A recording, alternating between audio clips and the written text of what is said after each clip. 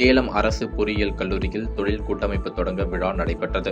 அரசு பொறியியல் கல்லூரி முதல்வர் விஜயன் தலைமையில் நடைபெற்ற நிகழ்ச்சியில் விஞ்ஞானி மயில்சாமி அண்ணாதுரை கலந்து கொண்டு தொழில் கூட்டமைப்பினை தொடங்கி வைத்தார். நிகழ்ச்சிக்கு பின்னர் செய்தியாளர்களிடம் பேசிய அவர், மயில்சாமி அண்ணாதுரை, இந்தியர்கள் விண்வெளிக்கு போவது என்பது கூடிய சீக்கிரம் 3-4 வருடத்திற்குள் நடக்கலாம் என தெரிவித்தார். பத்திரமா திரும்பி வருவதற்கான அதை நாம் அடுத்தது உறுதி செய்யணும். அது சந்திரயான் 3-4-5 அது மாதிரி வரும்னு நினைக்கிறேன்.